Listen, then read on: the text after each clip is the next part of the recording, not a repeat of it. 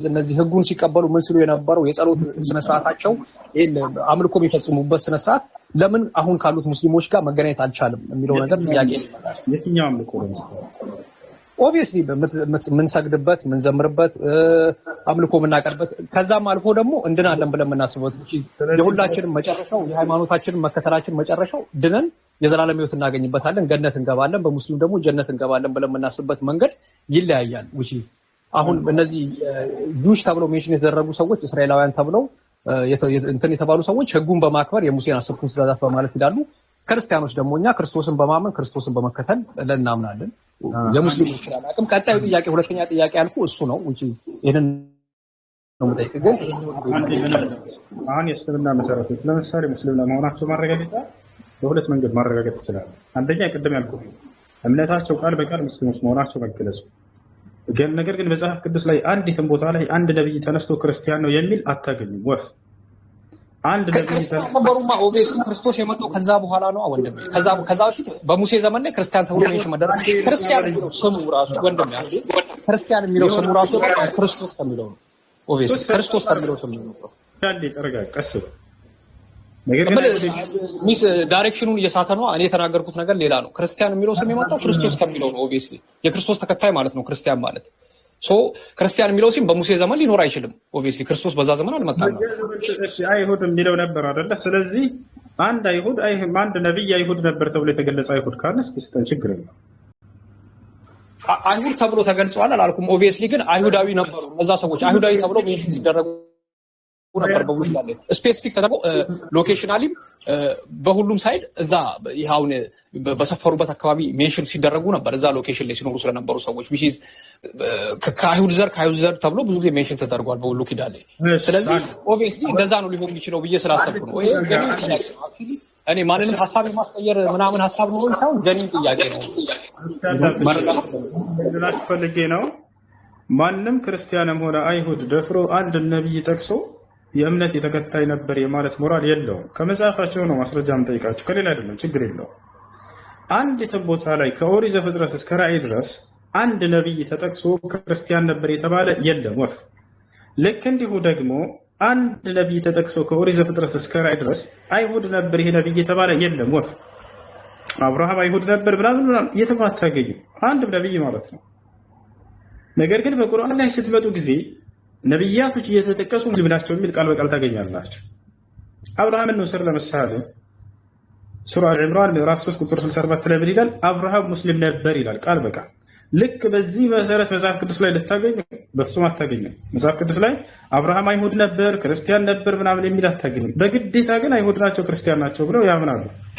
ተመልከቱ ናቸው ብያለሁ። ክርስቶስ የመጣው ከአብርሃም በኋላ ነው which is አብርሃምን ክርስቲያን ልለው አልችልም which is ክርስቲያን ማለት ክርስቶስን የመከተል ገብቷል። ባላ አድሬስ እያደረኩት የነበረው ነገር ያንን እዛ ጋር ሚስ እንትን አታርጉ። የኔም መልእክትም እያሳሳትከው ነው አንተ። እኔ አብርሃም ክርስቲያን ነበር ብዬ መከራከር ሁለቱንም አይደለም። አብርሃም አይሁድም ክርስቲያንም አይደለም አይደለ? ባጭሩ አብርሃም አይሁድ ነበር፣ የአይሁድ ህዝብ ቆይ አይሁድ የሚለው ከመቼ ጀምሮ ነው ይሄ ስያሜ የመጣው? ስፔሲፊካሊ የእስራኤልን ህዝብ ነበር ሜንሽን የሚያደርገው ብሉይ ኪዳን ሙሉ። ስለዚህ ያንን መካድ አንችልም። ለምን የሃይማኖት አንዱ ፕሩፉ ሂስቶሪካሊም ጭምር ነው ታሪክም ጭምር ነው። እስራኤል ከግብፅ ከወጡ ሰዓት ጀምሮ የነበረው ታሪክ ነው። አይሁድ የሚለው ስያሜ ከመቼ ጀምሮ የመጣ ነው? ድሮም ነበረ።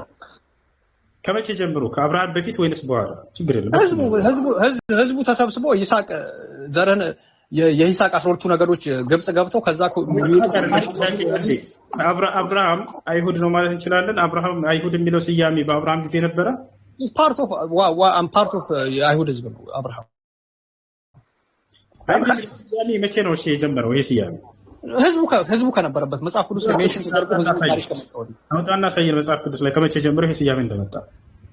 ኦብቪየስሊ የእስራኤል ህዝብ ማለት እኮ የአይሁድ ህዝብ ማለት እኮ ነው። የተጻፈ ነገር አሳየኝ። አይሁድ የሚለው ስያሜ መቼ እንደመጣ በዚህ ጊዜ ጀምሮ ነበር ያውና ብለህ አሳየኝ። ያላ ና ትልቁ ላይ አድርግ አረጋዋለሁ። እስከዛ እናውራ። እኔ መረጃዬን እስካወጣ ድረስ ስታወጣ ነው ችግር የለም። ማርሽ ትልቁ ላይ ኦብቪየስሊ ሰዓት ሊገል ነው እንትን ችግር የለም። ማርሽ ሰላም ነው። ምንድን ናችሁ? ቅድም ላይ እኮ ጥያቄ ላይ ነበር አቋርጬ አወራሁ። ችግር የለውም። ጥያቄሽ ጥያቄ መቀጠል እችላለሁ? ይቻላል። ጥያቄ ያሳየኸኝ ጥቅስ ማነው የጻፈው ነበረ? የጻፈውን ለማወቅ ነበር። ከዛ ሌላ ጥያቄ አለኝ። እሺ እንግዲህ ቁርአን ከአምላክ ዘንድ በመልአኩ ጅብሪል አማካኝነት ለነቢዩ ሰለላሁ ዐለይሂ ወሰለም የመጣ ቃል ነው። በነብዩ ሰለላሁ ዐለይሂ ወሰለም ጊዜ እርሳቸው ሰሃቦች ናቸው ነብዩ ሰለላሁ ዐለይሂ ወሰለም አዘዋቸው የጻፉት። ነብዩ ሰለላሁ ዐለይሂ ወሰለም ድዑ ሊ ዘይድን ፈልየክቱብ ዐኒ አልቁርአን አሉ። ዘይድን ጥሩልን ከእኔ ቁርአንን ይጻፍ አሉ። ዘይድ ምን አለ? ኩና ኑአሊፍ አልቁርአን ዐንደ ረሱሊላህ ሰለላሁ ዐለይሂ ወሰለም ከነብዩ ሰለላሁ ዐለይሂ ወሰለም ዘንድ ቁጭ ብለን ከእርሳቸው አንደበት እየሰማን ቁርአንን እንጽፍ ነበር አለ። ስለዚህ ቁርአን የመጣው ከዓለማቱ ጌታ ከአላህ ዘንድ በመልአኩ ጅብሪል አማካኝነት ለነብዩ ሰለላሁ ዐለይሂ ወሰለም መጣ። የነብዩ ሰለላሁ ዐለይሂ ወሰለም ሰሃቦች ጻፉት። ግን እኮ ከሰማይ ወረደ እንጂ ተጻፈ ብላችሁ አታምኑም እናንተ። እናምናለን። ከሰማይ ወረደ ሲባል መጽሐፉ ሳይሆን ተጽፎ የወረደው በቃል ደረጃ መልአኩ ጅብሪል ይዞት ወረደ ማለት ነው። ኦኬ፣ የጻፈው ማን ነው? የጻፉትን እስኪ ንገረኝ፣ ዝርዝራቸውን ማን ማን? የነብዩ ሰለላሁ ዐለይሂ ወሰለም ሰሃቦች። ለምሳሌ ነብያቶች ነው ያልሽው ማለት ቁርአን የጻፉትን የነብዩ ሰለላሁ ዐለይሂ ወሰለም ሰሃቦች ነብዩ ሰለላሁ ዐለይሂ ወሰለም አዘዟቸውና ጻፉ። ዘይድ የሚባል ማን ናቸው? ማስረጃ ላሳይሽ ትፈልጊያለሽ?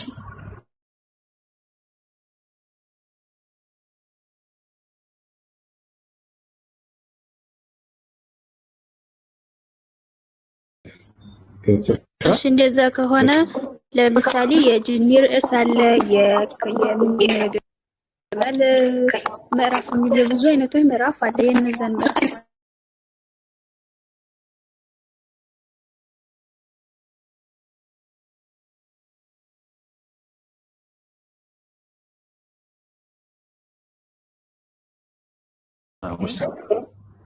የተባለበትን ምክንያቱን ልንገርሽ። የላሚቱ ምዕራፍ የተባለበት ለምሳሌ እሱ በጣም ጥሩ እንደሱ እንግዲህ የላሚቱ ምዕራፍ ሁለተኛው ምዕራፍ ነው በቁርአን ላይ። ላም ስንል እኛ ዝም ብሎ ነው በከንቱ የተነሳ ይመስለናል። አይደለም። ከበስተጀርባው የላሚቱ ምዕራፍ ካለ በቁርአን ላይ በውስጡ በላም አማካኝነት የሆነ ታሪክ እንዳለ እናገኛለን። በዚያ ላይ ትልቅ ትምህርትን እናገኛለን። ታዲያ በዚያ ላይ የሚገኘው ትምህርት ምንድን ነው? ስለ ላሚቱ የተሰራ ወደሚለው ስንመጣ ጊዜ በሙሳ ዓለይሂ ሰላም ጊዜ ነብዩ ሙሳ ማለት ነው። በሙሳ ጊዜ እስራኤላውያኖች መካከል አንድ ችግር ይፈጠራል። እርሱ ምንድን ነው? አንድ ባለጸጋ ሰው ነበር። ይሄ ባለጸጋ ሰው እርሱን ይገድሉና ሰዎች ንብረቱን እንከፋፈል፣ ማን የገደለው ብንባል አናውቅም ብለን እንከዳለን ብለው ያሲሩበታል። ከዚያም ይህን ሰው ይገሉታል። ከገደሉት በኋላ ሁላቸውን ሸመጠጡ። ወዲያውም በመካከላቸው መጋጨት ሆነና እኔ አልገደልኩም ተባብለው ሁሉም ሸመጠጡ፣ ካዱ። ማንኛው ላይ ህግ እንደሚቆምበት ሰውን ገለዋል አይደለም? በሙሴ መካከል ነው ይህ ነገር የተደረገው፣ ሙሴ ባለበት ነው። ሰውን የገደለ ሰው ደግሞ ይገደላል በመጽሐፋቸው አይደለ? ስለዚህ ያ ህግ እንዲቆምበት ቢፈለግ ታጣ ሰውዬ፣ ሁሉም ሸመጠጠው፣ አካዱ። ስለዚህ ወደ ሙሴ መጡና ምን አሉ? ሙሴ ሆይ ከመካከላችን ሰውን የገደለ ሰው አለ። ስለዚህ ያን ሰው ደግሞ ሁላችንም ክደናል። አምላክህ ሁሉን ያውቃልና ከእርሱ የሚሰወርብን የለምና አምላክህን ጠይቅልን፣ ይንገረን ያን የገደለውን ሰው። ከዚያም በኋላ በሱ ላይ ፍርድን ታቆምበታለህ አሉት። እሻለና ሙሴም አላህን ጠየቀ። ሙሴ አላህን ጠየቀ። ጌታ አላህ ሆይ እነዚህ ሰዎች ሰውን ገድለዋል፣ ማን የገደለው? ገዳዩን አሳውቀኝ አለ። አላህ ሱብሓነሁ ወተዓላ አሁን ተአምር ያደርግለት ነው ለሙሴ። ምን አለው? ሙሴ ሆይ ህዝቦችህን ላም እንዲያርዱ እዘዛቸው አለው። ላም እንዲያርዱ እዘዛቸው። ወኢዝ ቃለ ሙሳ ሊቀውሚሂ ኢነላሃ የእሙሩኩም አን ተዝበሑ በቀራ። ሙሴም ለህዝቦቹ ምን አላቸው? እነሆ ጌታችሁ አላህ ላምን እረዱ ብሏቸዋል አላቸው። ህዝቦቹም ደነገጡ። ቃሉ አተተኺዙና ሁዝዋ፣ እያላገጥክብን አሉት። እኛ ገዳዩ ማን ነው የሚለውን ጠይቀህ ንገረን ያለ፣ ይህን ጠይቅ የመጣሁ ብለህ ላምን እረዱ እያላችሁ ነው አምላክህ የምትለን፣ ምን አገናኘው? እያሾፍክብን ነው ወይ አሉት። ቃለ አዑዙ ቢላህ አን አኩነ ሚነል ጃሂሊን፣ እኔ በእናንተ ላይ በማላገጥ መሀይም ከመሆን በአላህ እጠብቃለሁኝ፣ እኔ ላላገጥባችሁ አይደለም። አምላክ ይሄንን አድርጉ ብሎ ስላዘዛችሁ ነው። እንደምንም ብለው ከብዙ ጭቅጭቅ በኋላ ላሚቱን አረዱ። ካረዱ በኋላ ላሚቱን አላህ ሱብሓነሁ ወተዓላ ሙሴን ምን አለው? በሙሴ በኩል ሌላም ተአምር ሊያደርግለት ነው። በዚሁ አጋጣሚ ያንንም ሙታን ማን እንደሆነ ሊያሳውቃቸው ነው። ፈቁልና ድሪቡሁ ቢባዕዲሃ፣ ከላሚቱም የሆነን የስጋ ክፍል ያዙና የሰውየውን አስክሬን ሄዳችሁ መታ አድርገው አለው። ሙሳ ዓለይሂ ሰላምን አላህ አዘዘው። ሰውየው ተቀብሯል፣ ገብቶሻል፣ ሙቷል፣ ተገድሏል። ማን እንደገደለው አይታወቅም። ሙሴም ያንን አነሳና ከላሚቱ የሆነን የስጋ ዘለላ አነሳና የሰውየውን መቃብር ሂዶ መታ ሲያደርገው ጊዜ ፈቃም الرجل ወዲያው ሰውየው ተነሳ ከሙታን። ሙሴ ሙታንን አስነስቷል። በዚህ አጋጣሚ ወዲያው ተነሳና ሰውየው የገደለውን አካል ተናገረ። ቀተለኒ ፉላን ኢብኑ ፉላን ኢብኑ ፉላን አከሌ ያከሌ ልጅ ይሄ ነው የገደለኝ ብሎ እንዲናገር አደረገለት። ይቅርታ ላቋርጥህ አንዴ ሆሶ ይቅርታ ጋር ጨርስ። አንድ ጊዜ ትጨርስ ትቀጥያለሽ። አይ እኔ እኮ ማወቅ የምፈልገው በመረጃ ነው። እንደዚህ አይገባኝም። እንደዚህ ይቅርታ አድርግልኝ፣ ግን የምፈልገው መረጃ ነው። ይጨርስ፣ ችግር የለውም ማሳይሻለሁ። ይላል እኮ ያልጠየቅኩህ ሆነ እያወራህልኝ ነው። ግራ ገባኝ እኮ ምን ብዬ ልስማ? ምን ነበር የጠየቅሽ? የጠየቅኩህ አሁን የላሚቱ ምዕራፍ አለ። የላሚቱ ምዕራፍ እንስሳ ይጽፋል። ነቢያት ተጻፉ ከሆነ ጥያቄው አልጻፈችም። እሺ እንስሳይቱ፣ እሺ ለምሳሌ እንስሳይቱ ምዕራፍ ማን የጻፈው ንገረኝ። የጻፈውን ነቢ ንገረኝ። አምላክ ከአላህ ዘንድ በመልአኩ ጅብሪል አማካኝነት ለነብዩ ሰለላሁ ዐለይሂ ወሰለም መጣ። ከዚያ ሰሃቦች ናቸው የጻፉት እንጂ ላም አይደለችም የጻፈችው። እሺ የጻፈውን እኮ የሳህበውን የነብዩን ሳህብ እስኪ ንገረኝ። ማን ነው የጻፉት? ቁርአን የጻፉት ዘይድ፣ ለምሳሌ ዘይድ ገባኝ እኮ ግን እኔ እዚህ ጋር ያልገባኝ ነገር የላሚቱ ምዕራፍ የጻፈው ማን ነው? ከሌ ነው ውስጡ ሰው ካለ ለምሳሌ የተጻፈው ውስጡ መረጃ ካለ አውጥተህ በቁርአን ላይ የሰው ስም አይጠቀስም። ይሄ ከአምላክ ዘንድ የመጣ ቃል ስለሆነ አምላክ ራሱ ለነብዩ መሐመድ ይገልጥላቸዋል ቃሉን። ነብዩ መሐመድ ያንን ይሰሙና ሰለላሁ ዐለይሂ ወሰለም ከዚያን ለነዚያ ሰሃቦች ጻፉ ይሏቸዋል። ጻፉ እንዳሉትና ይሄን ሰውዬ ስሙን ጠርተውና ጻፍ እንዳሉት ቁርአንን እንዳስጻፉት ማስረጃ ልስጥሽ። ሰውየውም ራሱ እኔ ቁርአንን ስጽፍ ነበር ብሎ እንደተናገረ ማስረጃ ልስጥሽ። ኦኬ ማስረጃው ውስጥ ግን ደግሞ የሆነ ሰው መጽሐፍን ሲጽፍ ከሌ ጻፈው፣ ለምሳሌ ሙሴ ቢጽፈው ሙሴ እንደጻፈው ምዕራፉ ይነገራል፣ የጻፈው ሰው ይነገራል። የጻፈው ሰው ካልታወቀ ማን እንደጻፈው እንዴት ማወቅ እንችላለን? የጻፈው ሰው ይናገራል። ለራሱ እኔ ቁርአንን ስጽፍ ነበር ብሎ ይናገራል። ሰው ይታወቃል። ማስረጃ ልስጥሽ። እሺ ቢያንስ የላሚቱን የጻፈውን ነብይ ስጠኝሽ። ነህ እኮ ለሰጠሽ ነው ችግር የለም። እነዚህ አካሎች ሲጽፉ ነው። ዘይድ ሲጽፍ ነበር፣ እኔ ቁርአንን ስጽፍ ነበር እያለ ቃል በቃል የተናገረበትን ላሳይሽ። አብሽር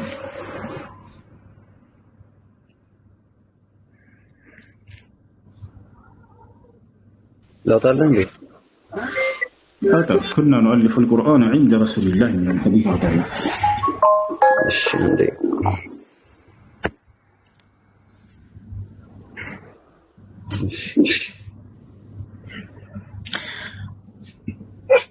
ለእኛ ጨርስላችኋለሁ።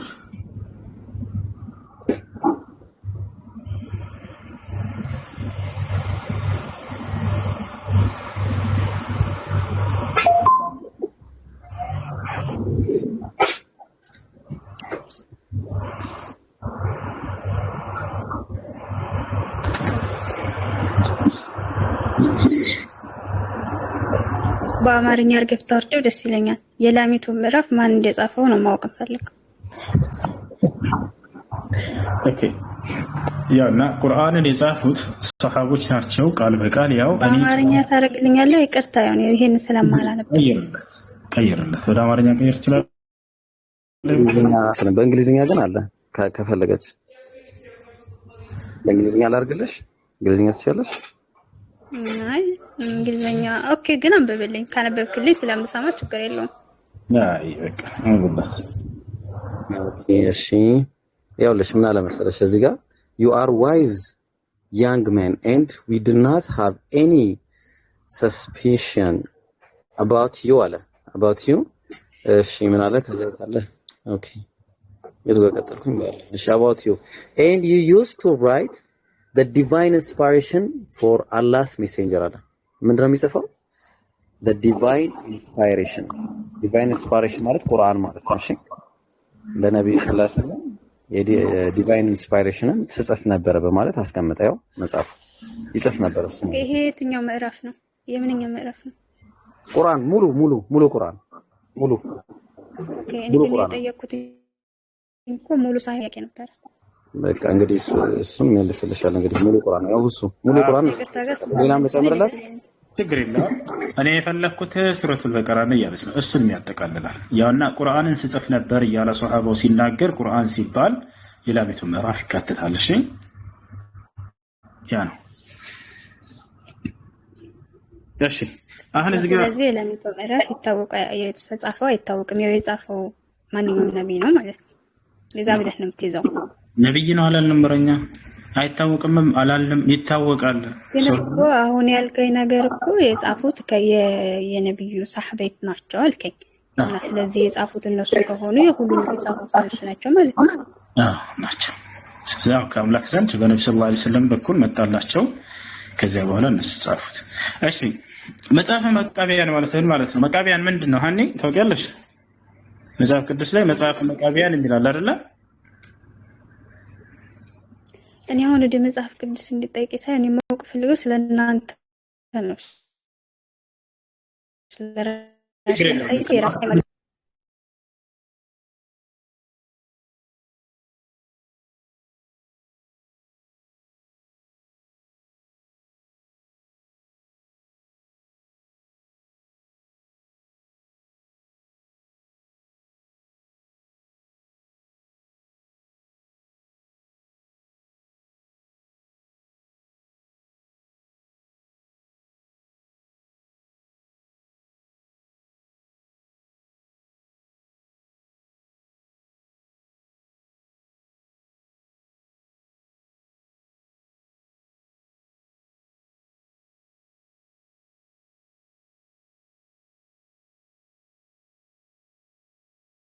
አይሁድ የሚለው ስያሜ ከመቼ ጀምሮ ነበር ብዬ ነው የጠየኩህ። ትልቁ ላይ ነው። ዝም በል ክፈተው። በይስሐቅ ነው ከእንትና ቤት ሲወጣ ነው። ከዚህ በኋላ እስራኤል ብዬሃለሁ 12ቱ ነገዶች ከዛ በኋላ ተባርከውለት ወደ ግብጽ ይገዙ ከቤታቸው። ስያሜ ከመቼ ጀምሮ እንደመጣ ክፈተው። ትልቁ ላይ ነው። ያው ይፍታ። ክፈተው ማለት አልገባኝም። ገብቶሃል? ከዚህ በኋላ እስራኤል ትባላላችሁ። ኦኬ ይሄው ላብረውና ላሳይ። እስራኤል ትባላላችሁ ይላል። ከዚህም አለው ስማ ላብረው ሰያ በየትኛው እንደማበረው አላውቀውም። ቪዲዮ ይቅርታ። አይሁድ የሚለው ስያሜ ከመቼ ጀምሮ ነው የመጣው? ጥያቄው ላሳየው እኮ ለከፍተው ነው ላሳየው። የቪዲዮ ነው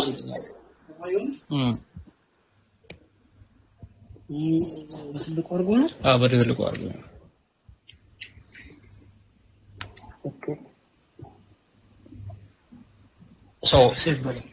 ሴቭ ብሎ ኦኬ። ዘፍጥረት 32:27 ላይ እንዲህም አለው ስምህ ማን ነው አለው። እርሱም ያዕቆብ ነኝ። እንዲህም አለው ስምህ ማን ነው አለው። እርሱም ያዕቆብ ነኝ አለው። ከእንግዲህ ወዲህ ስምህ እስራኤል ይባላል እንጂ እግዚአብሔር ከሰውም ጋር ታግላ አሸነፈ። ጥያቄ ምን ነበር? እስራኤል ተብሎ ከመጀመሩ ነው ስማቸው ወጣው። ጥያቄ ምን ነበር? እነሱ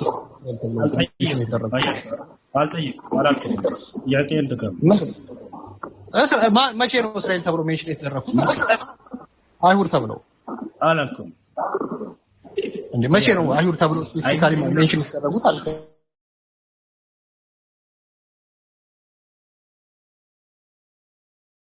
የአይሁድ ህዝብ ማለት አይደል እንዴ? አልገባኝም። አይሁድ የሚለው ስያሜ ከመቼ ጀምሮ ነው? በመጽሐፍ ቅዱስ ላይ አውጣና አሳየን። አይሁድ ማለት ምን ማለት ነው? የእስራኤል ህዝብ ማለት አይደል እንዴ? አልጠየኩም። መስሎኝ እኔ አንድ የምነግርህ ነገር ቢኖር ምን መሰለህ፣ ያንን እኔ አሁን ፕሩፍ ላደርግልህ አይደለም የመጣሁት። እኔ ጥያቄ ነው እንጂ ስለዚህ የለህም። አንድ ነብይ ጠቅሰህ አይሁድ ነው ማለት አልገባኝም። እያሳየሁ ነው እዚህ ጋር የጠየቀኝንም እያሳየሁ ነው። የእስራኤል ህዝብ ነው አይሁድ ተብሎ ሜንሽን የሚደረገው። ሌላ ህዝብ ከሆነ ንገረኝ። ሌላ ህዝብ ነው ብለህ ብታስብ ከሆነ ኦኬ። ወይንስ አይደለም? ጥያቄ የማን ህዝብ ነው አይደለም ጥያቄ። አይሁድ የሚለው ስያሜ ከመቼ ጀምሮ ነው በመጽሐፍ ቅዱስ ላይ ይያወራል? አይ ዶንት ኖ ከመጀመሩ እንደመጣ ግን የእስራኤል ህዝብ አይሁድ ተብሎ ሜንሽን እንደሚደረግ አውቃለሁ። ሌላ ህዝብ ነው ካልከኝ አንተ ንገረኝ። መቼ ነው ብለህ መቼ እንደተባሉ አላውቅም ማለት ኦብቪየስሊ መቼ ተብሏል ነገር አላውቅም። አይሁድ እንደተባሉ ተናግረህ ነው ስማ። መቼ መባላቸውን አላወቅኩም ማለት የእስራኤል ህዝብ አይሁድ አይደሉም ማለት አይደለም። ይሄ ፕሩፍ ሊሆን አይችልም። ገብቷል? ሎጂካል ከሆነ ከዚህ ጋር አላውቀውም። ስፔሲፊክ ሆኖ ማለት አንተ ብታውቀው ከሆነ ንገረኝ። ግን አይ እነሱ አይደሉም ሜንሽን የተደረጉት ካልከኝ ወደ ቀጣዩ ጥያቄ አልፋለሁ። ኦብቪየስሊ እንትኑ ያንተ ነው የሚሆነው። አይ እነሱ ህዝቦች አይደሉም ማለት መቼ እንደሆነ አላውቅም። የምታውቅ ከሆነ አንተ ትነግረኛለህ። ውይይት ማለትም ፖይንቱ ያ ነው። ኦብቪየስሊ አላውቀውም፣ አንተ ትነግረኛለህ። ያ ነው እኮ ውይይት ማለት እኮ። አይሁድ ተብሎ ስያሜ ነው የሚለውን ማስረጃ አላውቀውም ስላልኩ ደግሞ ደስ ብሎ ላይክ ስለማላውቀው ደጋግመህ ልጠይቀኝ ሳይሆን የምታውቀው ከሆነ ትነግረኛለህ፣ የማታውቀው ከሆነ አንተም አትናገረውም። ኦብቪየስሊ እናልፋለን ወደ ቀጣዩ ጥያቄያችን ነው የሚሆነው። ሶ ላይክ ፖይንት እንዳያዝ ዛጋ ይቆጠራል።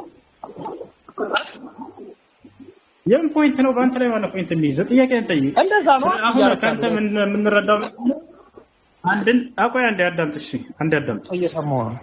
አንድንም አካል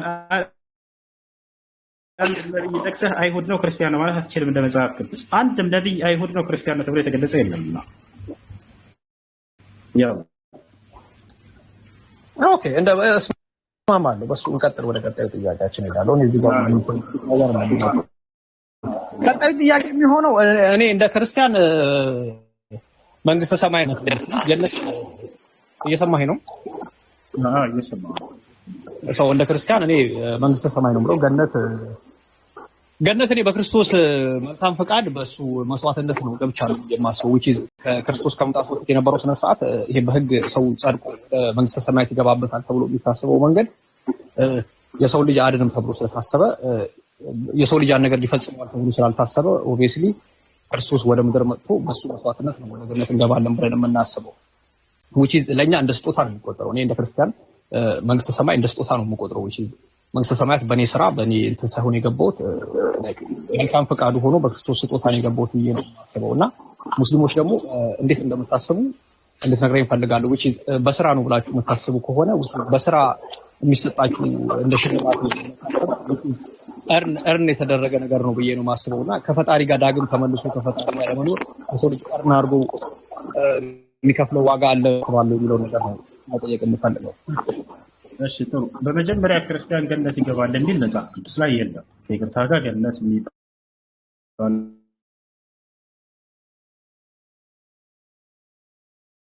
ነገር ክርስቲያን ገነት ይገባል የሚል የለም። ሙስሊም ገነት ይገባል የሚል ቃል ካለ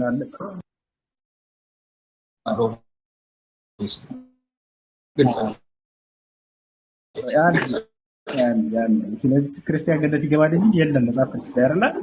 ክርስቶስ ነው የምትከተለው። ክርስቶስ ከተከተልክ ትገባለህ። ኦብቪየስሊ ክርስቲያን ስለሆንክ አገባ። ሙስሊም ስለሆንክ ማትገባውላ መጥፎ ሙስሊም ገነት አይገባም። ኦብቪየስሊ ማይሆን ህጉን የማይከተል ሙስሊም ነኝ ስላለ ገነት አይገባም። ኦብቪየስሊ ስለሳያለሁ እኔ ቃል በቃል እንደማሳይ አሳይኛለሁ። ቃል መረው የምታሳይ ቃል በቃል ሙስሊም ገነት ይገባል የሚል ቃል በቃል በቁርአን ሰምበዲ ሙስሊም ስለሆነ ብቻ የፈለገውን ነገር አድርጎ ገነት ይገባል አትለኝ። አዳምጥ ረጋኛን ከባ በቁርአን ሆነ በሐዲስ ላይ አላህ Subhanahu Wa Ta'ala ነብዩ ሰለላሁ ዐለይሂ ወሰለም ቃል በቃል ነግረውናል። ሙስሊሞች ገነት ናቸው ብለው ማለት ነው። يقول الله سبحانه وتعالى في سورة الزخرف الذين آمنوا بآياتنا وكانوا مسلمين ادخلوا الجنة وقال النبي صلى الله عليه وسلم كما جاء في البخاري ومسلم يعني بشر يا عمر بن الخطاب الناس وقل لهم إنه لا يدخل الجنة إلا نفس مسلمة. الله في القرآن ላይ ቃል በቃል ምን ይላል? እነዚያ ሙስሊም የሆኑትን ገነትን ግቡላቸዋለሁ ይላል ቃል በቃል ነብያችን ሰለላሁ ዐለይሂ ወሰለም ጀስት ሙስሊም ስለሆኑ ብቻ ሌስቤሪ ወሪሉን ወንድሜ ሙስሊም ስለሆኑ ብቻ አይደለም የሚከተሉ ስነ ስርዓት አለ ብዬ ነው የማስበው። እንደዚህ ጀስት ሰምበዲ ሙስሊም ስለሆነ ብቻ ላይክ ዘመኑን ሙሉ መጥፎ ነገር ምንም ማድረግ አይቻልም። ከቅድም ጀምሮ እየታገስኩኝ ዝም ብያልኩት በቃ አያስጨርስም። የለም መለሳል መልሱ። በነገራችን ላይ ክርስቲያን ገነት ይገባል የሚል ቃል አለው ይስለህ የለም ብለህናል። ታዲያ ምንድነው ገነት የምትገቡት የሚለው ሐሳቡ ምንድነው ስለው ክርስቶስን የተከተለ ገነት ይገባል አለ። ክርስቶስን የተከተለ ገነት ይገባል። አንተ ታዲያ ምን እያደረክ ነው? እየተከተልክ እኮ አይደለም፣ ክርስቶስን እያመለክ ነው። ክርስቶስን ያመለከ ገነት ይላለው ወፍ የለም። ስለዚህ ወደ ገሃነም ነው የምትሄዱት። ክርስቶስን ያመለከ ገነት ይገባል የሚል የለም። ወዴት ነው የምትሄዱት? ወደ ገሃነም ያለ ምን ጥርጥር። ክርስቶስ እንዳው ምን አለ? ወባጢለን ያዕቡዱነኒ ወተዓሊሙሁም ተዓሊሙ በሸር አለ። ሰዎች በከንቱ ያመልኩኛል አለ። ትምህርታቸው የሰው ትምህርትና የሰው ስርዓት ማለት ማንኛውም ክርስቶስን ወደ ማምለክ የወሰደ ትምህርት ሁሉ ከንቱ ትምህርት ብሎታል ኢየሱስ ክርስቶስ። ወባጢለን ያዕቡዱነኒ በከንቱ ያመልኩኛል አለ። ልክ ኢሳይያስ ሲናገር እንደነበረው ቀደምት ነብያት በከንቱ ያመልኩኛል ሲል እንደነበሩት ኢየሱስ መጣና ደገመው። ወባጢለን ያዕቡዱን። ታዲያ ማንን ነው መገዛት ያለባቸው ሰዎች? ኢየሱስ ክርስቶስ ራሱ ለአብ ይገዛል። አንደኛ ቆሮንቶስ ምዕራፍ 15 ቁጥር 28 ላይ ሁሉን ካስገዛለት በኋላ ግን ሁሉ በአብ ይሆን ዘንድ ሁሉ ሊያስገዛለት ወልድ ራሱ ለአብ ይገዛል ይላል። ወልድ ለአብ ይገዛል፣ አንዱ ለሌላው ይገዛል፣ አንዱ ለሌላው ይሰግዳል። ኢየሱስ ክርስቶስ ለአንዱ አምላክ ይሰግድ ነበር። ዮሐንስ ወንጌል ምዕራፍ 4 ላይ ለአብ እንሰግዳለን እያለ ይናገራል። ለአብ እንሰግዳለን፣ ለዛ ለአንዱ አምላክ ይገዛል። አንተስ ምን እያደረክ ነው? እኔ አብን ሳይሆን ኢየሱስ ክርስቶስን አመልካለሁ እያልክ ነው። ይቅርታ አንድ ብቻ አደረግኩ፣ ቀነስኩበት። ሶስቱንም አመልካለሁ እያልክ ነው። አብንም ታመልካለህ፣ ወልድንም ታመልካለህ፣ መንፈስ ቅዱስን ታመልካለህ። ከዚያስ ገነት እገባለሁ። ያ ነው። ለማንኛውም ኢየሱስ ክርስቶስ አምልኩኝ አላለም። አምልኩኝ ሳይል አምልካችሁት ወላሂ ወደ ገሃነም ነው የምትሄዱት። መጽሐፍ ቅዱስ ላይ አንዲትም ቦታ ኢየሱስ ክርስቶስ እኔን አምልኩኝ አላለም። አምልኩኝ ሳይላችሁ አምልኮን የሚያክል ለአምላክ የሚገባን ነገር ለፍጡር ሰጣችሁ፣ ለሰው ሰጣችሁ። ከዛ እንደገና ገነት እንገባለን። ቆም ብላችሁ አስቡ። ቁል ኢነማ አዒዙኩም ቢዋሂዳ አን ተቁሙ ሊላሂ መስና ወፉራዳ ثم ተተፈከሩ። ቆም ብላችሁ አስቡ። ይህ ቀልድ አይደለም፣ ህይወት ነው። አንድ እድል ነች እዚች ዓለም ላይ የመጣንባት። ይሄ እቺ እድላችሁ ካመለጠች እንደሌላው ነገር አይደለም። ወይ ቀጥታ ገሃነም ነው የምትሄደው፣ ወይ ወደ ገነት የምትሄድበት ዓለም ነው። ቆም ብላችሁ አስቡ። ክርስቶስ የቱ ጋር ነው አምልከኝ ያለኝ? ለምንድን ነው የማመልከው? ኢየሱስ ክርስቶስ እኔን አምልኩኝ ብሎ አንዲት ቦታ ላይ አልታገረም። ክርስቶስን እያመለኩ ነው ያለሁት ካልክ ወደ ገሃነም ነው የምትሄደው። ለማንኛውም ይሄ ነው። እሺ ሰላም እራሳችሁ። እሺ ጥያቄን መቀጠል እችላለሁ? ያለ ኦኬ። እስልምና ለሴት ልጅ ክብር ማለት ያከብራል? ምን ያክል ያከብራታል? ምን ያህል ክብር አለው? ከእስልምና ሴት ልጅ ያከብራታል ወይ? አዎ በደንብ አድርጎ አክብሯታል። በፈለግሽው ነገር ጠይቂ። ሱራ 4:24 ነው ታነብልኝና ታብራርልኛለህ ለዛው ስለዛ ጉዳይ እሺ ምረሚለው ችግር የለውም። يقول الله سبحانه وتعالى والمحصنات من النساء إلا ما ملكت أيمانكم كتاب الله عليكم وأحل لكم ما وراء ذلكم أن تبتغوا بأموالكم محصنين غير مسافحين فما استمتعتم منهن فآتوهن أجورهن فريضة ولا جناح عليكم فيما تراضيتم به من بعد الفريضة إن الله كان عليما حكيما إلى ايش بدي هون ያልኩን ጥቅስ አውጣና አንብብልኝ። ምንድነው እሺ አውጥቼ እንዳነብልሽ ነው የፈለግሽው? ችግር የለውም። ችግር የለውም ማለት ነው። ግን በአማርኛ ነው የምታደርግልኝ። አረብኛም እንግሊዝኛም አልፈልግም።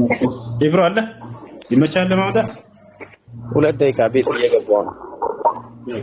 የኢብሮ አካውንት አዲስ ነው እና ፎሎ አድርጉ። 2700 ሰዎች አዲስ ነው፣ ያኛው ተዘግቶበታል እና ፎሎ አድርጉት በዚህ።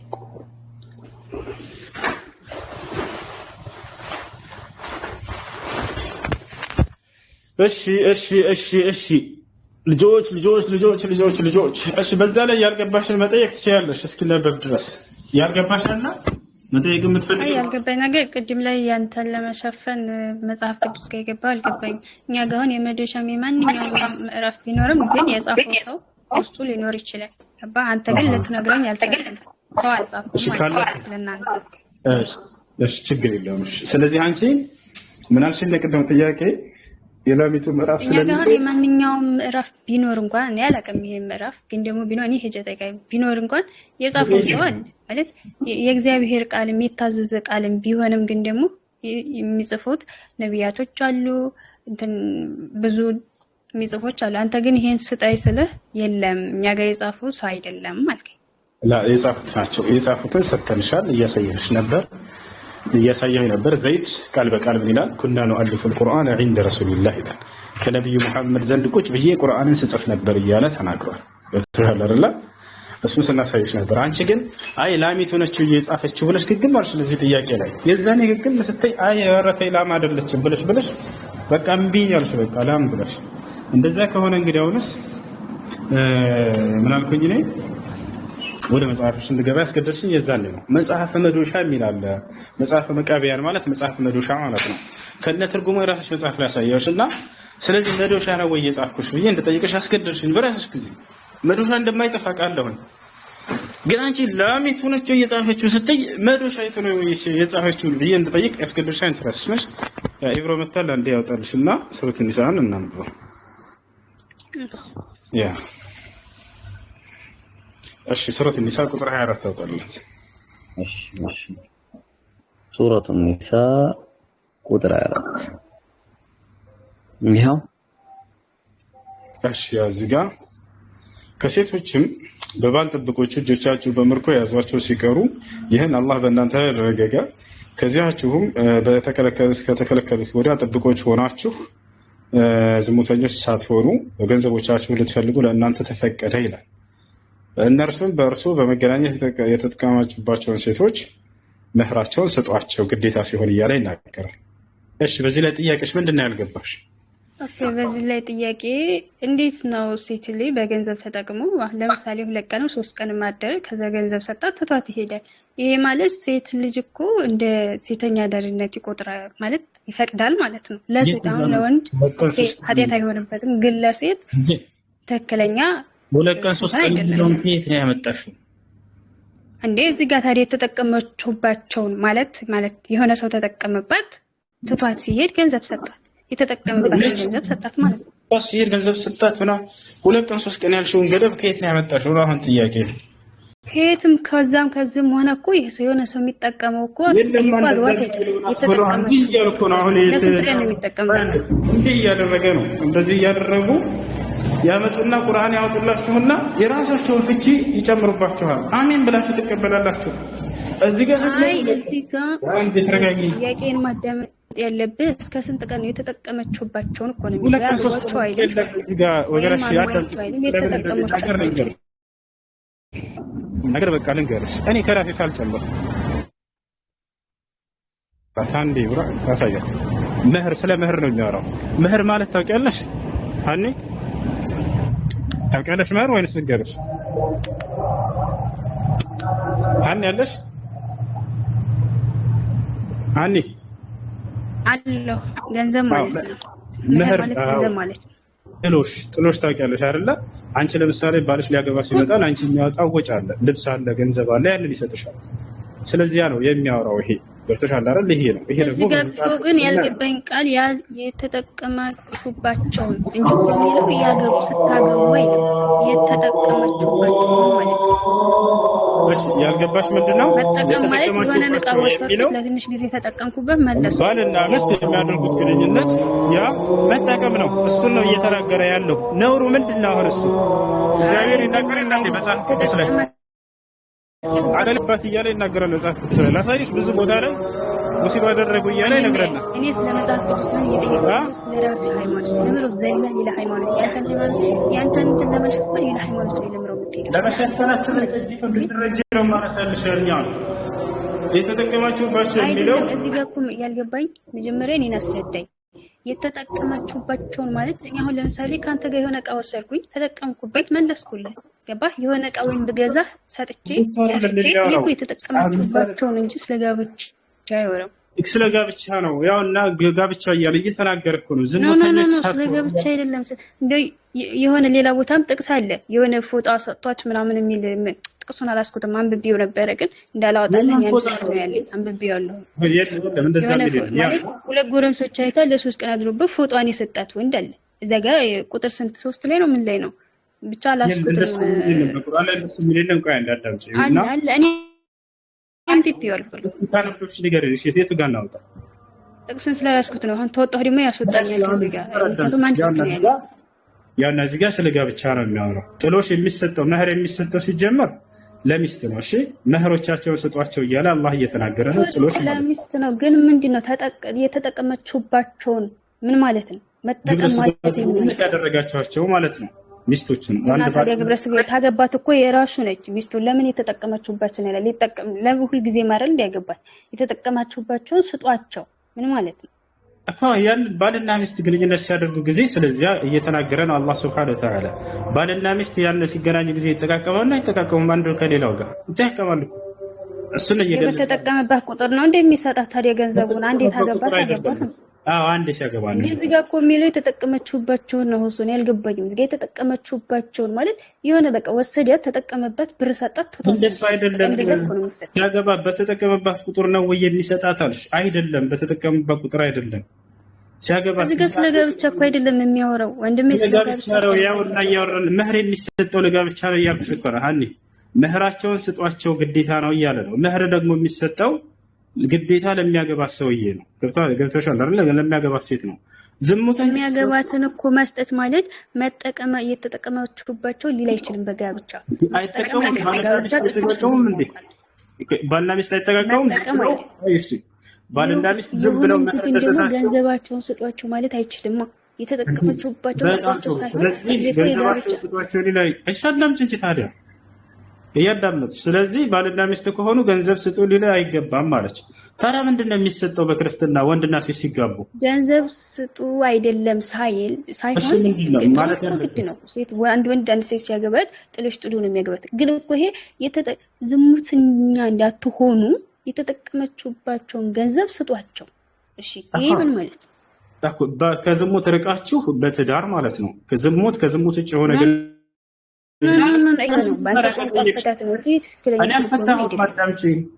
ከዝሙት ራቁ ብሎ እየተናገረ ዝሙተኞች ሳትሆኑ እያለ መህርን አነሳልሽ። መህር የሚሰጠው መህር አይባልም። ለዝሙተኛ አንድ ሰው በዝሙት ሊገናኝ የሚፈልግ መህር ስጡ አይባልም በፍጹም። መህር የሚለው ሲነሳ ጊዜ ስለ ትዳር ነው እየተናገረ ያለው። ገብቶሻል አይደለ? እዚህ ጋር ግን ስለ ትዳር አይደለም። መህር የሚለው ለምንድን ነው የሚሰጠው? ካወቅሽ ንገሪ። መህር ለምንድን ነው የሚሰጠው? በዝሙት ለሚገናኛት ሴት ነው አንድ ሰው የሚሰጠው ወይንስ ለሚያገባት ሴት? እዚህ ጋር እኮ የተጠቀመችባቸውን ወይንም እኮ አሁን የሆነ ሴት የሚያገባት አንድ ሊሆን ይችላል። መህር የሚሰጠው አንድ ሰው ለሚያገባት ሚስቱ ነው ወይንስ ዝም ብሎ ለሚገናኛት ሰው ነው የሚሰጠው? ይሄ ቃል በጣም እሺ፣ መህር የሚሰጠው አንድ ሰው ለሚያገባት ሴት ነው ወይንስ አይደለም?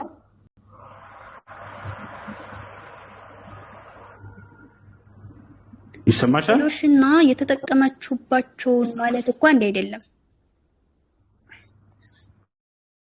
እኮ። አንድ የሚባለው ምንድን ነው? ጥሎሽ ነው አይደለ? ስለዚህ አንድ ባል ሴት ሲያገባ ጊዜ ጥሎሽ ይሰጣል። ስለዚያ ነው እየተናገረ ያለው ሲያገባ ጊዜ። አንደኛ ይሄ ነው። ሁለተኛ እንደ ክርስትና ሰዎች ሲጋቡ ጊዜ ጥሎሽ ይሰጣሉ አይሰጡም? ይሰጣሉ። ይሰጣል አይደል?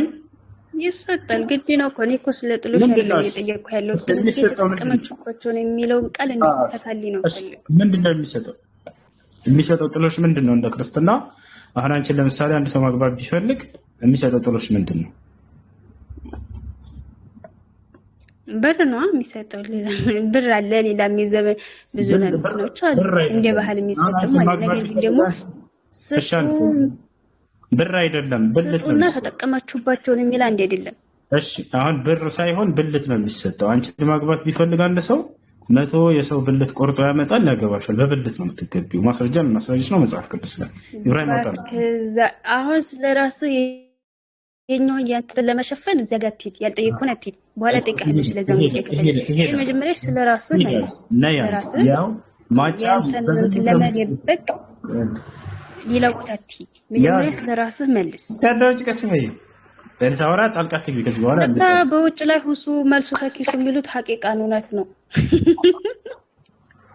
አያቻቸው ክርስቲያኖች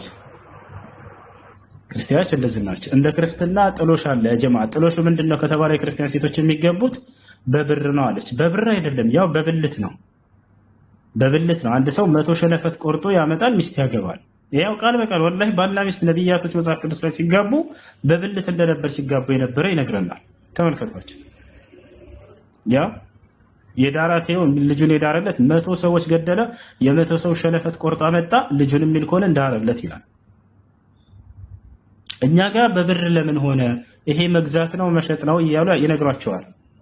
ይሄ መግዛት መሸጥ መስሎ ከታያችሁ እንግዳውንስ በብልት ነው የምትገዙት። አስባችሁ ለማዳበሪያ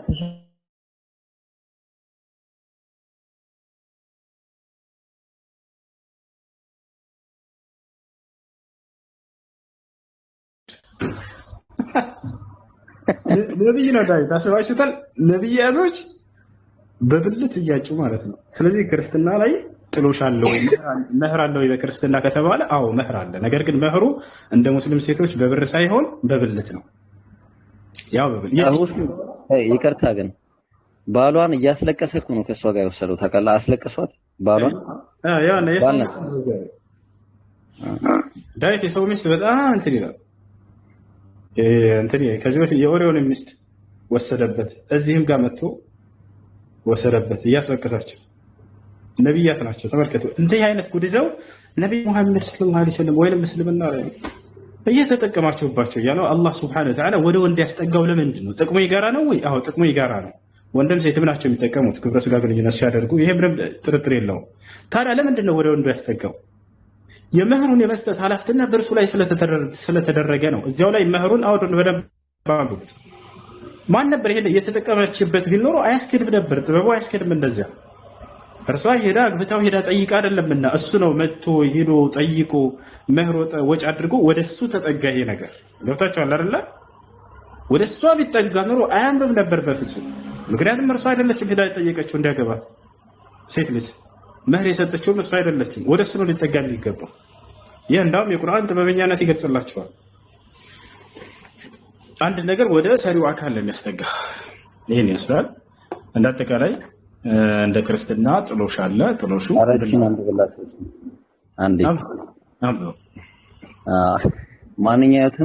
ማንኛውም ሰው ድንግልና ያላትን ያልታጨች ልጃገረድን ቢያገኝ ወስዶን ቢደርስባት ቢያገኙትም አለ ያ የደረሰባት ሰው 50 የብር ሰቅል ለብላቴናይቱ አባት ይስጥ፣ በ50 ብር ማለት ነው።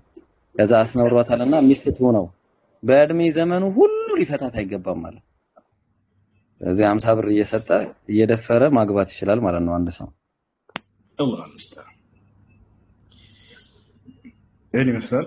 የዒሻ ሶላት እዚህ ያዛን ተደርጓል። ኢብሮ ትቀጥላለህ ወይስ ልሄድ? አለው ቀጥላለሁ። እሺ አቤኒ አለሽ ነገርኝ ነኝ። ጥያቄ ምንድን ነው? አለው እንዴት ነው? ሰላም ነው። ነብያችሁ ነብዩ መሆኑን ምን ማስረጃ አለ? ይዛው ቁርአን ምን አልከኝ? ነብያችሁ ምን ለመሆኑ ነብያችሁ ትክክለኛ ነብይ መሆኑን ከቁርአን ውጪ ምን ማስረጃ አለ? ስለራሳቸው ትንቢት ተነግሮ ነበረ? ምንድን ነው የግዴታ ከእርሱ በፊት ትንቢት መነገር አለበት? ኖርማሊ የሆነ ማረጋገጫ ምንድን ነው? በምን ነው? እሺ ብዙ ማረጋገጫዎችን እንሰጣለን። የመጀመሪያው ምንድን ነው? ኢየሱስ ክርስቶስ እንደ መጽሐፍ ሚዛን ሄድልን ሚዛን እናስቀምጥና በዚያ ሚዛን ላይ እሳቸውን እንመዝናቸዋለን። ኢየሱስ ክርስቶስን ባላመኑት ጊዜ አይሁዶች ምን አላቸው? እኔን እንኳን ባታምኑ የምሰራውን ስራ አይታችሁ በመኑ ይላቸው ነበር። ስራው እውነተኛነቱን ይገልጻል። እነዚህ ስራዎች እውነተኛ መሆኔን ይመሰክራሉና እያለ ይናገራል አይደል? የሚያሳያቸው እነዚያ ድንቅ ተአምራቶች እርሱ እውነተኛ መሆኑን ሊያረጋግጥላቸው በዚያ እንደ ማስረጃ ሲጠቀም ነበር። ነብዩ ሰለላሁ ዐለይሂ ወሰለም ልክ እንዲሁ በዘመናቸው የነበሩ ከሃዲያኖች ተአምራቶችን ይጠይቋቸው ነበር። እስኪ አንተ ነብይ ከሆንክ ጨረቃን ከፍለህ አሳየን እያሉ ይጠይቋቸዋል። ነብዩ ሰለላሁ ዐለይሂ ወሰለም ልክ እንዲሁ ጨረቃን ከፍለህ ያሳያቸዋል። በርካታ ተአምራቶችን ያደርጉላቸው ነበር። እነዚህ አንደኛ እርሳቸው ማረጋገጫዎች፣ ነብይነታቸው ማረጋገጫዎች ናቸው። ሌላ ልክ እንዲሁ ትንቢትን ይናገራል አንድ ነብይ። ያ ነብይ በተናገረው መሰረት ትንቢቱ ሲፈጸም ይታያል። አንድ ስህተት ከተገኘ በተናገረው ትንቢት ላይ ሐሰተኛ ያደርገዋል። ነብዩ መሐመድ ሰለላሁ ዐለይሂ ወሰለም በርካታ ትንቢትን ተናግረው ወዲያው ሲፈጸም ይመለከቱ ነበር ሰሃቦች። ይህ ነብይነታቸው ሌላ ማረጋገጫ ነው። ልጆች ይቀጥሉልሃል። አዛን ከተባለ እዚህ ቆይቷል። ልሰግድ ነው። ኢብራሂም ለጃብራን ለዛህራለች ሚዛን እነሱ ጋር ቀጥል አስረዱት። እሺ የነብዩ ሰለላሁ ዐለይሂ ወሰለም የኛ ነብይነት የሚያስረዱ ማስረጃዎችን እንትን ሚዩት አድርገው። አንድ ጥያቄ ታመለከቱ እሺ ጥያቄ ምንድን ነው? የመጨረሻው እሺ ልሄድ ስለሆነ ነው። እነሱ ይቀጥሉልሃል። ይበልጥ ደግሞ ይጨምሩልሃል ተአምራቶችን፣ ሌሎችን የነብይነት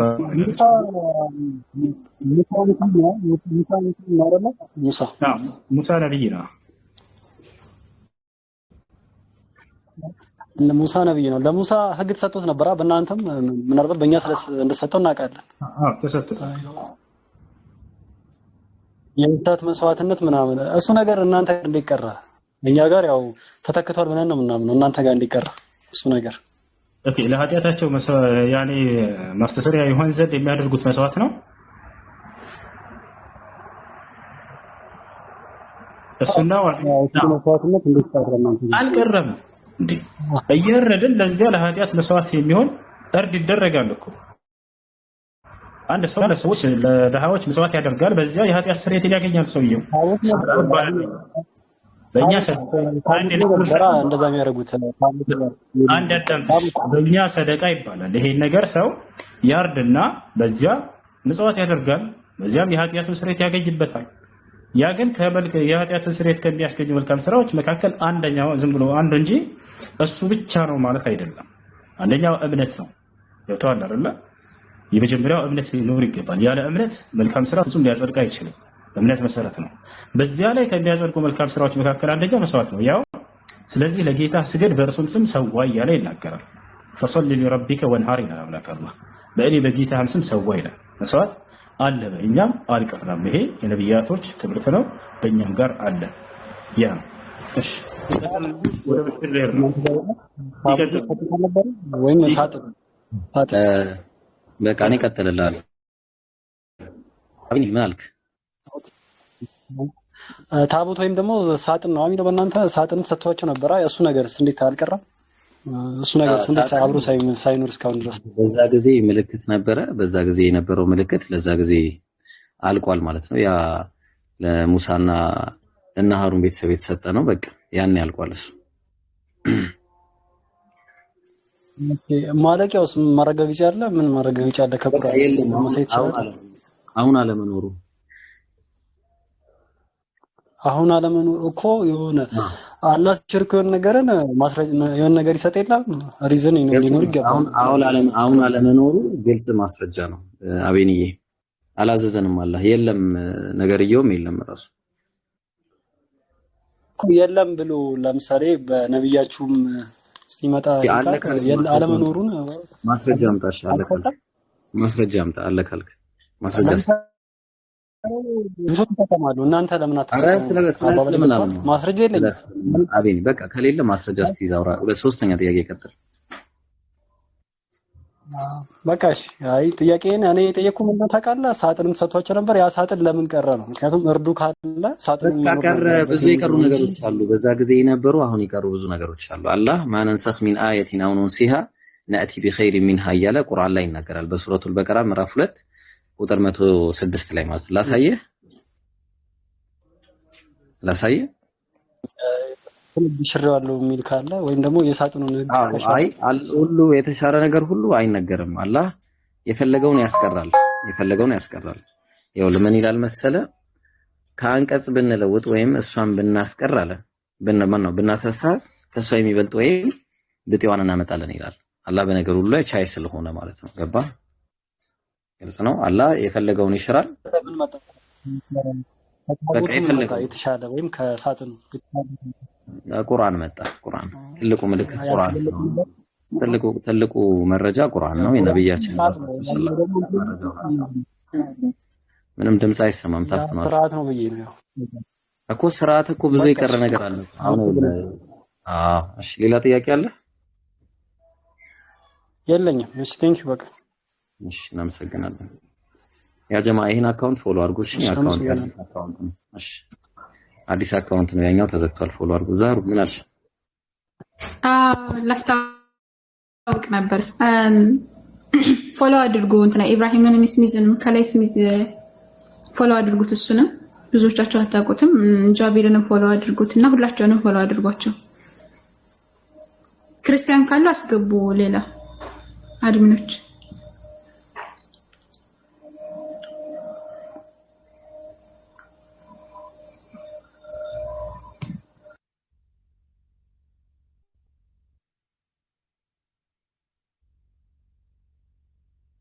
እሺ ጥያቄ ያላችሁ ሰዎች ካላችሁ ግቡ። በተለይ ክርስቲያኖች ካላችሁ ደግሞ ግቡ። እስልምና ላይ የትኛውም ጥያቄ እስልምና ላይ ያላችሁ ሰዎች መግባት ትችላላችሁ። ያ ሰውዬ ግን ወረቃ የሚለውን እስካልቀየር ድረስ ባይገባ ጥሩ ነው። እንዳታስገቡት እሺ። አፉ ልቅ ነው። ያው ለባለጌ ሰው ቦታ የለንም ከይቅርታ ጋር እሺ። ኦኬ ጥያቄ ያላችሁ ክርስቲያኖች በተለይ ካሉ ይግቡ። አላችሁ ሞዴሬተሮች?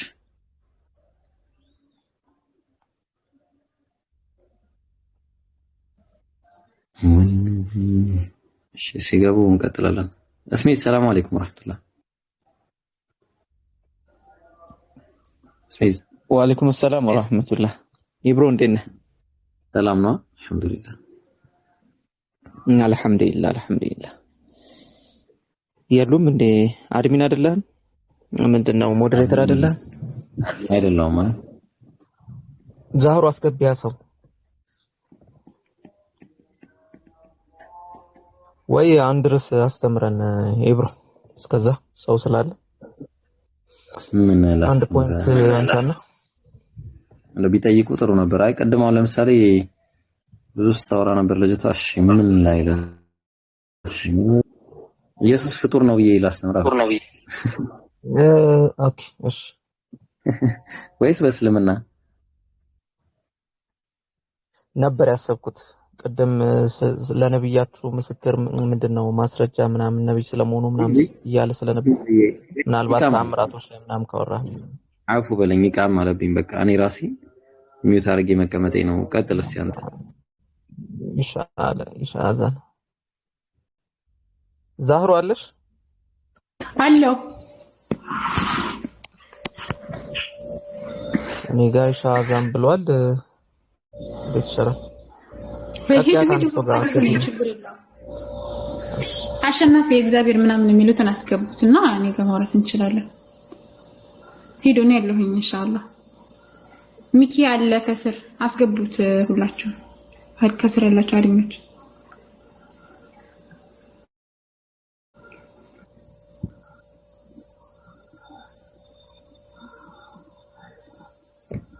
አድሚኖች አላችሁ? እኔ በዛኛው ስልክ ነኝ አድሚን። ላኩ ክርስቲያኖች፣ መግባት የምትፈልጉ ክርስቲያኖች። ብሩክም አለ አስገቧቸው።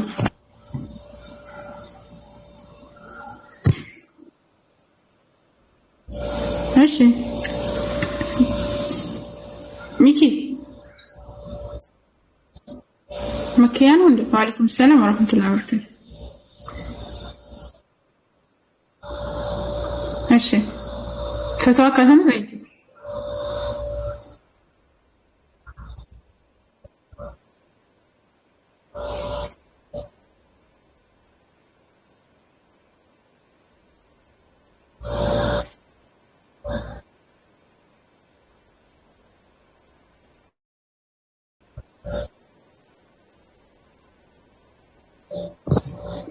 ቆይ ይሰማል ማማዬው እኔ ፈቷ ስለማልመልስ ሁሴን ሲመጣ ይመልስልሻል። ተቀምጭ። ማክሲንም አስገቡት ከስራ አለ አድሚኖች ካላችሁ።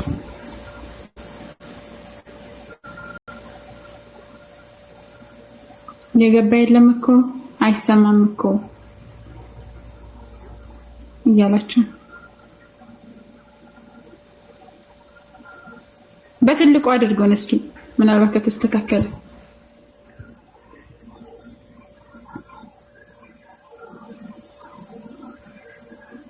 አንታይ።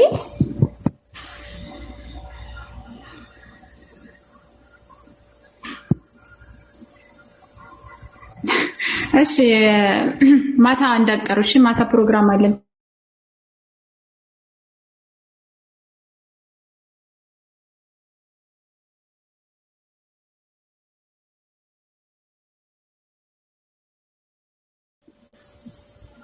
አዎ በኢትዮጵያ ሰዓት አቆጣጠር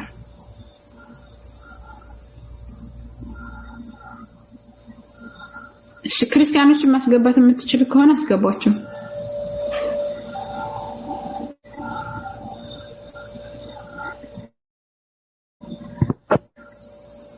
ምንድነው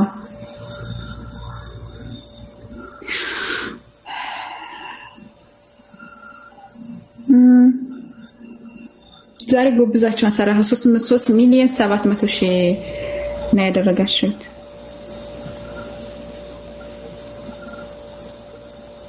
አዎ አይ በዚሁ ነው የምገባው። ዛሬ ከፍትልኛል። በዚሁ አካውንት ነው የምገባው።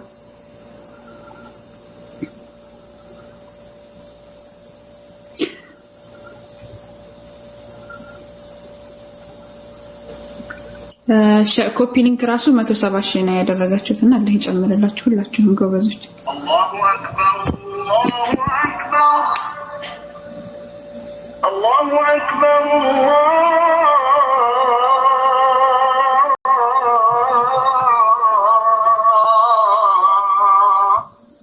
እሺ አሁን ምን እናድርግ? ማማር ሌላ ነገር ፈውዘን ይሰሃ እኔ ታዲያ ምን ላድርግ? ምናልባት ስለቆየ ሊሆን ይችላል።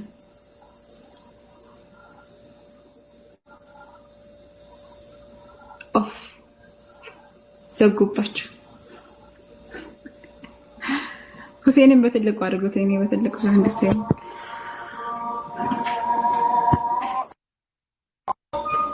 አላሁ አክበር አላሁ አክበር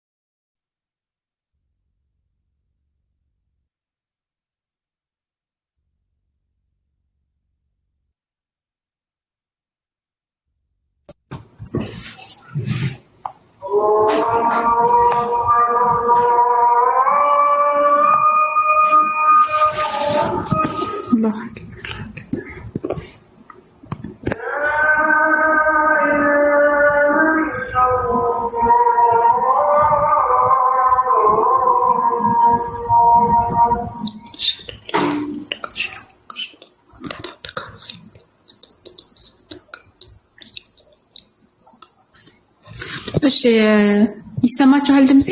የኔ ድምጽ የሚሰማ ከሆነ በቃ አንዳንድ ነገር እንማር እስከዛው ሁሴን እስከሚመጣ ማስገባት ካልቻለን ገስቱ ኮሜንት ክፈቱ አድሚኖች።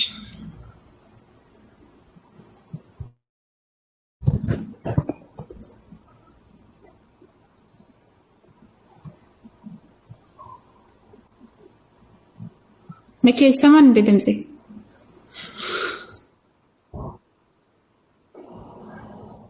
ኮሜንት ለምን እንደምትዘጉት? እሺ በቃ ስለ ተውሂድ እናውራ።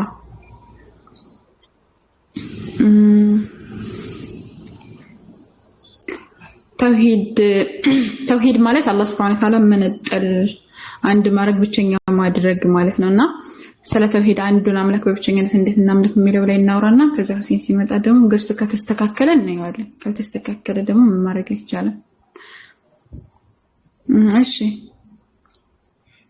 እሺ አምላካችን አላህ Subhanahu Wa Ta'ala ምን ይላል በምዕራፍ 47 ቁጥር 19 ላይ ፈዕለም የመጀመሪያ አንድ ሰው ማወቅ ያለበት ስለ አንዱ አምላክ ብቸኝነት ነውና ፈዕለም ወቅ انه لا اله الا هو ከአላህ በስተቀር በሐቅ የሚመለክ አምላክ አለመኖሩን ወቅ ያለ አምላካችን አላህ Subhanahu Wa Ta'ala ይናገራል።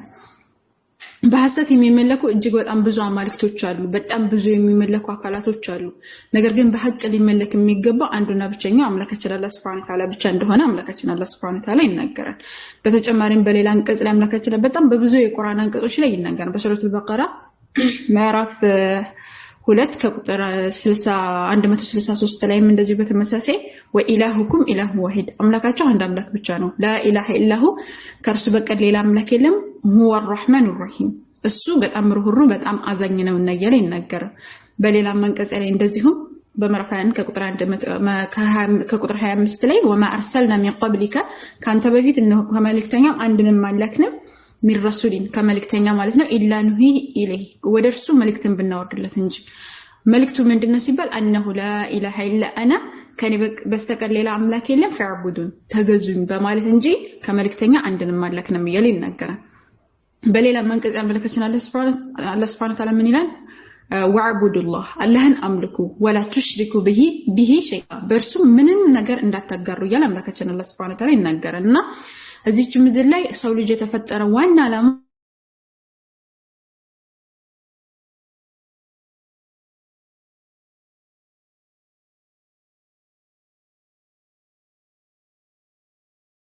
ሰላም ይናገራሉና እዚህ አንዱ አምላክ በብቸኝነት ሊመለክ ነው። እዚች ምድር ላይ ነቢያቶችም የመጡት እኛም የተፈጠርነው አላህ ሱብሓነሁ ወተዓላ በብቸኝነት ልናመልክ እንደሆነ ይናገራል ማለት ነው። ይሄንን አንዱን አምላክ በብቸኝነት ከተገዛንና ካመለክን ምን እናገኛለን ከተባለ አምላካችን ያላህ መልእክተኛ አለይሂ ሰላቱ ሰላም ምን ይላሉ? በሰይ አቢ ዳውድ ላይ አቢ ሰዒድ አልኹድሪ ረዲየላሁ ዐንሁ በዘገቡት قال رسول الله صلى الله عليه وسلم يالله ملتኛ عليه الصلاه والسلام من يلالو من كان اخر كلامه የመጨረሻ ንግግሩ የሆነለት ሰው لا اله الا الله ከአላህ በስተቀር በሐቅ የሚመለክ አምላክ የለም የሚለው የመጨረሻ ንግግሩ የሆነለት ሰው دخل الجنه ጀነት ገባ እያሉ ይናገራሉ ያላህ መለክተኛ عليه الصلاه والسلام። ስለዚህ لا اله الا الله የምትለውን ቃል ይችን ገመድ ከያዘ አንድ ሰው ጀነትን ይገባል። ጀነትን የሚያገኘው በዚህ ቃል ነው እንጂ ሰው በማምለክ አይደለም፣ ወይም ደግሞ ሶስት አካላቶችን በማምለክ አይደለም፣ ወይም ደግሞ መላእክቶችን ወይም የተለያዩ ነገራቶችን በመጣራት አይደለም። አንዱን አምላክ በብቸኝነት ጥርት አድርጎ ማምለክ ጀነትን ያስገባል። እቺ لا اله الا الله የምትባለው مفتاح الجنه የጀነት መግቢያ ቁልፍ ናት። ያላህ መለክተኛ عليه الصلاه والسلام ሙዓዝ ብን ጀበል በዘገቡት ሐዲስ ላይ ምን ይላሉ? ሚፍታሁ الجنه ምንድናት? ሸሃደቱ አላ ኢላሃ ኢላላህ ከአላህ በስተቀር በሐቅ የሚመለክ አምላክ የለም የምትለዋ ናት የጀነት ቁልፍ ወይም ደግሞ የጀነት መክፈቻ ብለው ያላህ መለክተኛ عليه الصلاه والسلام ይናገራሉ። ወሃብ ኢብኑ ሙነብህ ረዲየላሁ ዐንሁ ላላህ መለክተኛ عليه الصلاه والسلام ይጠይቃቸዋል። قيل له أليس لا إله إلا الله مفتاح الجنة مفتاح الجنة አይደለም እንዴ የጀነት ቁልፍ አይደለም እንዴ لا إله إلا الله ብለው ሲጠይቋቸው ያላህ መልእክተኛ قال بلى ولكن ليس مفتاح እኮ የለም መቻኮ የለም ምን ቢሆን እንጂ ያላህ መልእክተኛ إلا له أسنان ወይም ደግሞ ጥርስ ቢኖረው እንጂ فإن جئت ከመጣ بمفتاح له أسنان ወይም ደግሞ ጥርስ ያለው مفتاح ይዘህ ከመጣ فتح لك يعني يكفت لهن وإلا لم يفتح لك كذا بستقرن አይከፈት لهم እያሉ ይናገራሉ። ስለዚህ لا إله إلا الله የምትለውን አንዱን አምላክ በብቸኝነት ስናመልክ ሽርክ የሚባለው ነገር ቢድዓ የሚባለው ነገር ወደዛ አስወግደ መሆን አለበት። ያላህ መልእክተኛ عليه الصلاه والسلام ምን ይላሉ?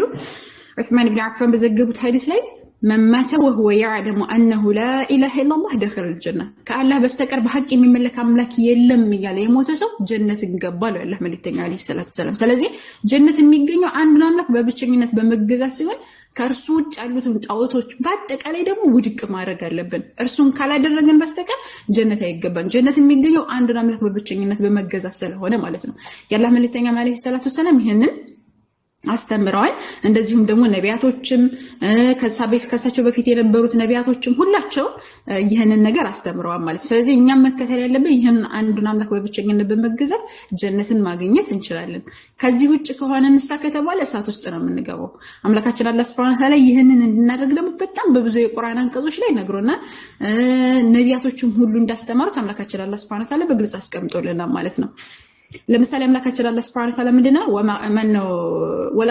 ወለቀድ بعثنا በርግጥም ልከና في كل امه በሁሉም ኡማ ወይም ደግሞ ህዝብ መካከል ልከናል ረሱላ መልእክተኞችን ዋና አስተምሯቸው ምን ነበር ሲባል አን ያዕቡዱላህ አላህን አምልኩ ወጅተኒቡ ጣጉት ጣውታትንም ራቁ የሚል ነበር ያለ አምላካችን አላህ Subhanahu Wa Ta'ala ይናገራል። በሌላ አንቀጽ እንደዚሁ وقضى ربك الا تعبدوا الا اياه ከርሱ يعني ጌታም አዘዛለ ምን ብሎ አዘዘ ሲባል አላ ተዕቡዱ ኢላ ሂያ ከርሱ በስተቀር ሌላን እንዳታመልኩ ወይም ደግሞ ከአላህ Subhanahu Wa Ta'ala ውጪ ሌላ ሊመለክ የሚገባው አንድም አካል የለም። ግልጽ ነው። ስለዚህ አንዱ አምላክ በብቸኝነት ነው የሚገዛው። አሁን ለምሳሌ በሌላ አንቀጽ አምላካችን አላህ Subhanahu Wa Ta'ala ቁል በላቸው አንተ ሙሐመድ ተዓለው ኑ በላቸው ኑ ብለው ምንድነው የሚያዘው? አትሉ ማሐረመ ረብኩም በእናንተ ላይ አላህ Subhanahu Wa Ta'ala ሐራም ያደረገባችሁን ነገር ልንገራችሁ። አለይኩም በእናንተ ላይ ምንድነው ታዲያ ሐራም የተደረገ ነገር ወለም ትልቁ ወንጀል ከወንጀላቶች ሁሉ ቁንጩ የሆነ ምንድነው ከተባለ አላ ተሽሪኩ ቢሂ ሸይአ በርሱ ምንንም ነገር አታጋሩ በአላህ Subhanahu Wa Ta'ala ላይ ምንንም ነገር አታጋሩ የሚለው ዋና አስተምሮ ነው ያሉ ይናገራሉ ማለት ነው። ስለዚህ ዋና አስተምሮ የእስልምና አስኳሉ ምንድነው ከተባለ ተውሂድ የምትባለው ወይም ደግሞ አንዱን አምላክ በብቸኝነት መገዛት የሚለው ይሄን መነጠል ነው። አምላካችን አለ በሌላ አንቀጽ ላይ ወዕቡዱላህ አላህን ተገዙ ወላ ትሽሪኩ ቢሂ ሸይአ በእርሱ ምንም ነገር አታጋሩ እያለ ይናገራል። አንድ ሰው ሄዶ አላህን ሱብሓነሁ ወተዓላ እገዛለሁ እያለ ላኢላሃ ኢለላህ እያለ መቃብርን የሚገዛ ከሆነ ወይም ደግሞ ሌሎችን አካላቶች የሚጠራ ከሆነ ቀጥታ ወዴት ነው የሚሄደው? ወደ ጀሃነም ነው የሚሄደው ማለት ነው። ላኢላሃ ኢለላህ የምትለውን ገመድ ከያዘ ምንድነው ማድረግ ያለበት? የአላህ መልእክተኛ አለይሂ ሰላቱ ሰላም በትክክል መከተል አለበት። የአላህ መልእክተኛ አለይሂ ሰላቱ ሰላም ያስተማሩትን ነገር ማድረግ አለበት። የአላህ መልእክተኛ አለይሂ ሰላቱ ሰላም ባስተማሩት መንገድ ነው እስልምናንም መረዳት የሚችለው። ሰሃባዎች፣ ታቢዒዎች ከዛም በኋላ ባሉት አኢማዎች አረዳድ ነው መረዳት ያለበት ማለት ነው። ለዛም ነው አምላካችን አላህ ሱብሓነሁ ወተዓላ ቁል በላቸው አንተ ሙሐመድ ኢን ኩንቱም ትሒቡነ አላህ አላህን የምትወዱ ከሆነ ፈተቢዑኒ ተከተሉ ይበላቸው። ይሁቢኩም አላህ ሱብሓነሁ ወተዓላ ይወዳችኋልና።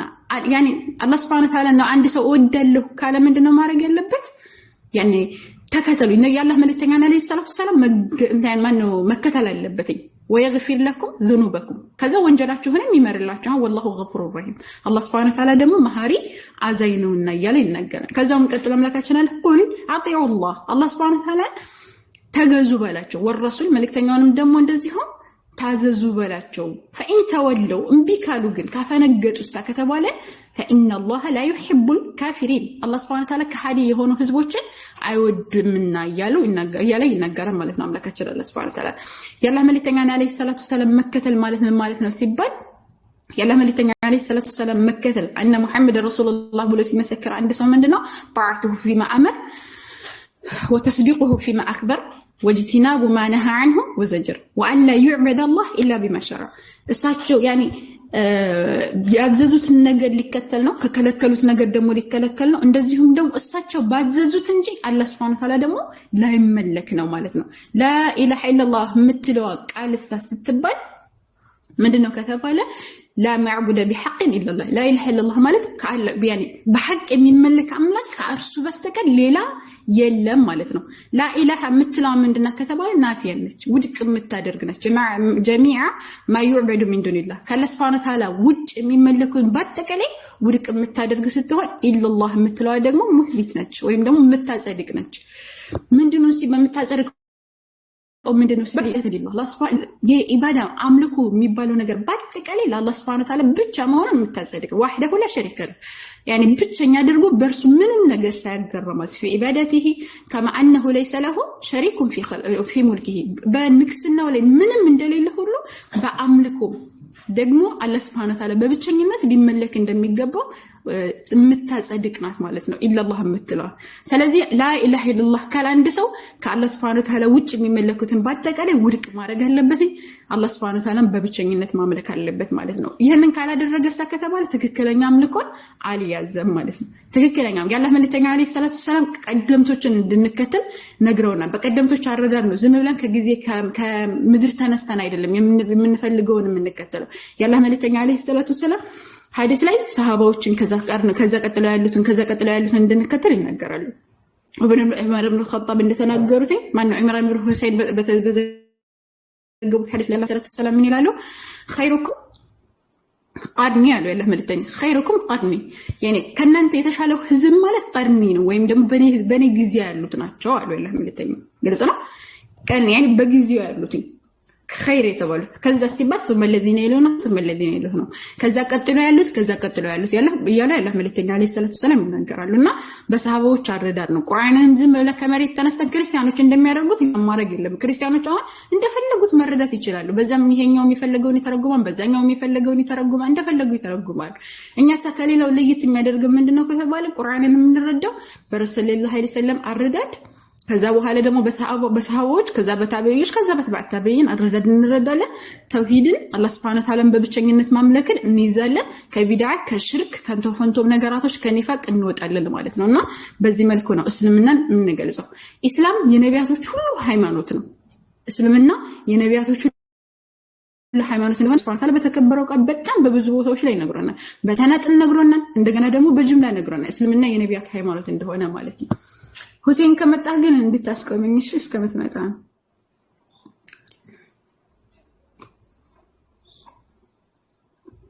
ያ ማለት የለም ማለት ነው።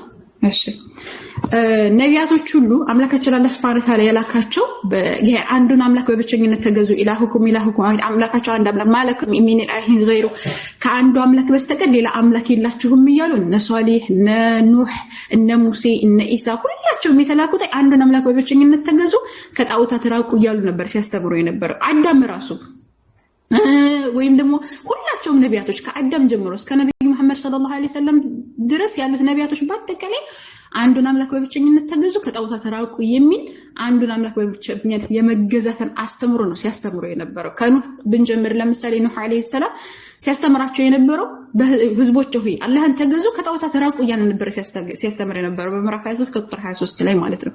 በሱረቱል አዕራፍ ላይ በተመሳሳይ እንደዚሁ ምዕራፍ 7 ቁጥር 59 ላይ በተመሳሳይ ይነገራል። ወገኖች ሆይ አላህን በብቸኝነት ተገዙ ከጣዖታት ራቁ እያለ ሲያስተምራቸው እንደነበረ ይነገራል። ግልጽ ነው። فإن توليتم እምቢ ብትሉ ብትሸሹ فما سألتكم من أجر يعني كأجر አልጠይቃችሁም إن أجري إلا على الله إن أجري إلا على الله ማነው إلا على الله الله سبحانه وتعالى ላይ ቢሆን እንጂ አጅሬን ወይም ደግሞ ምንዴን አላገኝም እያለ ይናገር። وأمرت أن أكون أول المسلمين እኔ ማነው أن أكون من المسلمين እኔ ከሙስሊሞች እንዲሆን ታዝዣለሁኝ እያለ ይናገር። አንዱን አምላክ በብቸኝነት ተገዝቷል። እንደዚሁም በተመሳሳይ ደግሞ ምንድን ነበረ ሙስሊም እንደነበረ ይናገራል። ኢብራሂም አለይሂ ሰላም እንደዚሁ አንዱን አምላክ በብቸኝነት ሲገዛ የነበረና ሙስሊም የነበረ እንደነበረ አምላካችን አላህ Subhanahu Wa Ta'ala ይናገራል። በተመሳሳይ ለምሳሌ አንዱን አምላክ ሲገዛ እንደነበረ ምን የትኛው ያሳየን ከተባለ በምዕራፍ 2 ቁጥር 131 ላይ ሱረቱል በቀራ ምን ይላል إذ قال له ربه أسلم الله سبحانه وتعالى تعزز ባለው ጊዜ ምን አለ አስለምቱ ለረቢል ዓለሚን ለዓለማቱ ጌታ አላህ Subhanahu Wa Ta'ala ታዘዝኩ እያለ ይናገራል። ያንዱ አምላክ ሲገዛ የነበረ ባሪያም ከመሆኑም ባሻገር ደግሞ ሙስሊም እንደነበረም ይናገራል። ለምሳሌ በሱረቱል አሊ ኢምራን ምዕራፍ 3 ቁጥር 67 ላይ ማካነ ኢብራሂም የሁዲየ ወላ ነስራንየ ኢብራሂም ይሁዳዊም ክርስቲያንም አልነበረም ወላኪን ካነ ሐኒፈን ሙስሊማ ነገር ግን ምን ነበረ ሲባል ወደ ቀጥተኛው መንገድ ያዘነበረ ሙስሊም ነበረ። ወማካነ ሚነል ሙሽሪኪን ካጋሪዎቹ አልነበረም እያለ ይናገራል። ስለዚህ ኢብራሂም ምን ነበረ ሲባል ሙስሊም ነበረ ወደ ቀጥተኛው መንገድ ያዘነበረ ሙስሊም እንጂ አይሁድና ክርስቲያን በፍጹም አልነበረም ማለት። ስለዚህ ኢብራሂም እንከተላለን ካላችሁ የኢብራሂም መንገድ ምንድነው ከተባለ ኢስላም ነው። ያዕቆብም እንደዚሁ በተመሳሳይ ነው ልጆቹን ያዘ ወሷቢሃ ኢብራሂም በኒሂ ኢብራሂም ልጆቹን ያዘ ወያዕቆብ ያዕቆብም እንደዚሁ ያ በኒየ ልጆች ሆይ ኢነላህ አስጠፋ ለኩም ዲንን አላህ Subhanahu Wa Ta'ala አዘዘ ፈላ ተሞቱነ ኢላ ወአንቱም ሙስሊሙን ሙስሊሞች ናችሁ እንጂ እንዳትሞቱ እያለ ምን ያዛቸው ነበር ያዕቆብ እስልምና ሲያዙ እንደነበረ ሙሳ አለይሂ ሰላም ለምሳሌ በምዕራፍ 10 ላይ በመልከት እንችላለን። وقال موسى يا قومي ان كنتم امنتم بالله فعليه توكلوا ان كنتم مسلمين يعني ሙሳም ለህዝቦቹ ምን አላቸው እናንተ በአላህ Subhanahu Wa Ta'ala የምታምኑ ከሆነ ሙስሊሞች ሁኑ እያለ ያዛቸው ነው። ان كنتم ሙስሊሞች እንደሆናችሁ በአላህ Subhanahu Wa Ta'ala ታዘዙ ወይም ደግሞ አላህ Subhanahu Wa Ta'ala ተገዙ እያለ አምላካችን አላህ Subhanahu Wa Ta'ala ማነው አላህ Subhanahu Wa Ta'ala ያላቸው ያዛቸው ነበር ሙሳ አለይሂ ሰላም። ኢሳም በተመሳሳይ እንደዚሁ ለሐዋርያቶቹ ያዘዘው ይሄን እንደነበረ ይናገራል። በጥቅል አምላካችን አላህ Subhanahu Wa Ta'ala በምዕራፍ 42 ላይ ይናገራል። ሸርዐ ለኩም ሚነ ዲኒ ማ ወሷ ቢሃ ኑህ ወለዚነ አውሐይና ኢለይከ ማን ወዳንተ ወዳ يعني መጀመሪያ ሸርዐ ለኩም ደነገገላችሁ ማለት ነው። ሚነ ዲኒ ከዲን ማለት ነው። ማ ወሷ ቢሂ ኑህ ያዘዘበትን ወለዚነ አውሐይና والذي أوحينا إليك ودانتم يوردنا وما وصينا به إبراهيم من دزيه وموسى وعيسى من دزيه أنا أقيم الدين دينا أقوم قد أدرجو بمالتي يلم لك تشرى الله النجرة ولا تتفرقوا عندك اللي بمالت هذه ሁላቸውም ነቢያቶች ሲከተሉ የነበረው ምንድነው ከተባለ ኢስላምን ነው። እስልምና ነው يعني ሲከተሉ የነበረው ዲናቸው ማንድ ነበረ። እንደዚሁም ደግሞ ሲያመልኩም የነበረው አንዱና ብቸኛውን አምላክ አላህ Subhanahu Wa Ta'ala ነበረ። ነብዩ መሐመድ ሰለላሁ ዐለይሂ ወሰለም ይሄንን አስተምሮ ነው እንጂ ያስተማሩት አዲስን አስተምሮ ይዘዋል። ወጥም አዲስ አስተምሮ ይዘው የመጣው ማን ነው ከተባለ አይሁድና ክርስቲያን ነው። ከነቢያቶች አስተምሮ ያፈነገጠ አስተምሮ ነው ይዘው የመጡት። አይሁድና ክርስቲያን የሚባል አስተምሮ ባይብል ላይ የለም። ክርስትና የሚባልም ሃይማኖት የለም፣ አይሁድ የሚባልም ሃይማኖት የለም። ቀድም ደግሞ ስትመለከቱ ነበር ወንድም ሁሴን ሲያሳይ ነበር፣ ሌሎችም ወንድሞች ሲያስተምሯችሁ ነበርና አንዱ አምላክ በብቸኝነት ይገዛ። አንዱን አምላክ በብቸኝነት ብንገዛ ብዙ ነገራቶችን እናተርፋለን። አንዱን አምላክ በብቸኝነት ብናመልክ ብዙ ነገራቶችን እናገኛለን ማለት ነው። ውሸት ነው ካላችሁ ክርስቲያኖች፣ ኦርቶዶክሶች ወይም ፕሮቴስታንቶች የትኛውም ሃይማኖት ተከታዮች ገብታችሁ ባይብላችሁን አንብቡ። እንደዛ የሚል እንደሌለ ታረጋግጣላችሁ ማለት ነው። ፓውዝ ስለሆነ ሁሴን በቃ መውጣታችን ስለማይቀር እስከምንዘረገፍ እናወራለን። ያው ማታ እንዳትቀሩ እሺ። ታማረከለከላችሁ ምንም ማድረግ አይቻልም። እንግዲህ እስከምንዘረገፍ ነው። ያው እንትኑ ገስቱ ተበላሽታ ምንም ማድረግ አይቻልም። ኮፒ ሊንክ አድርጉ እሺ። እንዳይሉ አሁንም እንዳይዘጉበትኝ ኮፒ ሊንክ እያደረጋችሁ ፕሮፋይሉ ላይ እየገባችሁ ኮፒ ሊንክ አድርጉ። ባረከላሁ ፊኩም። እኔ ቪዲዮ ሰርች አለው ከዚህ ቀደም ኮፒ ሊንክ እንዴት እንደምታደርጉ ማታውቁ አካውንት ግቡና ኮፒ ሊንክ አድርጉ እሺ። እና እንዳይለበት እንዳይዘጋበት ድጋሚ ደግሞ አንድ ሰው ይክፈት። እነ ጃቢር አልከፈቱም። ምናልባት ጃቢር ከፍቶ ሊሆን ይችላል። እዩዛ የኔ በነገራችን ላይ የሐዲስ አካውንት ነው። በዛኛው ዘግተውብኛል። ማታ ነው የሚከፍትልኝ ምናልባት لا اله الا الله سبحانك انك انت من الظالمين። አሲያ አለች። በቃ ወደ አሲያ ቤት ሄዱ። አሲያ አለች። አሲያ ካላወቃችኋት እኔ እዛ ገባለሁ ኢንሻአላህ። እኔ እዛ ገባለሁ። ፎሎ ያላደረጋችሁ ፎሎ አድርጉኝና እንትና በዛኛው ስልክ ያለ ሐዲስ ስለሆነ ፎሎ አድርጉኝና ተከትላችሁ ትመጣላችሁ። አሲያ ሄደ። ጃገስት ላይ ነው እኮ። ኧረ ተው ግን እኔ ብቻ ነኝ ገስት ላይ ያለው ወላሂ የለም ገስት ላይ እኔ ብቻ ነኝ ያለሁት። ተቀደላችሁ እንደነንተ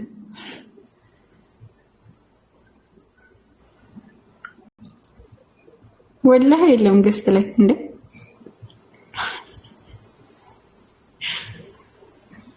ማንም የለም። እኔ ብቻ ነኝ ያለሁት።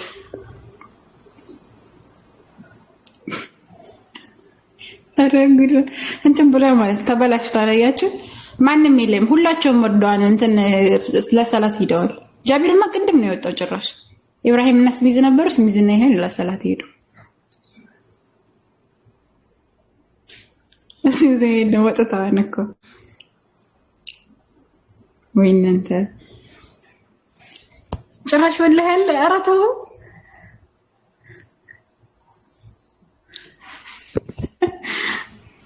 ደስ ትላላችሁ። አልማም ማታ እንዳትቀሩ ጥሩ ትምህርቶችን እንማራለን። ጓደኞቼ ይመጣሉ አስታውቃቸዋለሁ።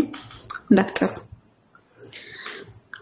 አሲያ ጋር እንሄዳለን። ያው እስከሚዘረግፈን አሁን ይዘረግፈናል።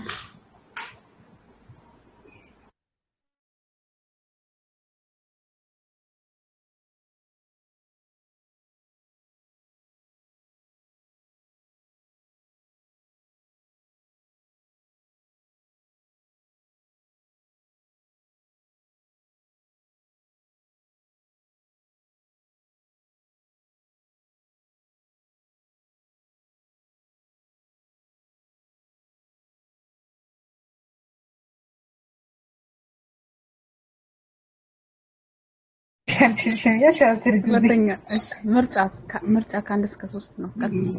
የለም ምርጫ የለም። በቃ ሶስተኛ ነው። አይቻልም። አንዴ እሺ፣ ሁለተኛ ሌላ ሁለተኛ ሱረቱል መርየም ትቀሪያለሽ። ሁለተኛ ኧረ ሱረቱል መርየም አልቀራም፣ ረጅም ነው ሲጀመር። ሶስተኛ ቃሪያ ትበያለሽ። ከሶስት አንዱ ምረጪ። አንደኛ እኔማ መስቃልዬ ትለያለሽ ማለት። ሁለተኛ እንዴት ነው የምታይኝ አንቺ? በልቻ ቃሪያ ታመኛለሽ። ሶስተኛ ቃል ትለያለሽ ትያለሽ። ኧረ አለለሽም በየነሙ አትለይም። ቃል ትለያለሽ አልችልሽም ብለሽ 10 ጊዜ ቃል ቃሪያ የለኝም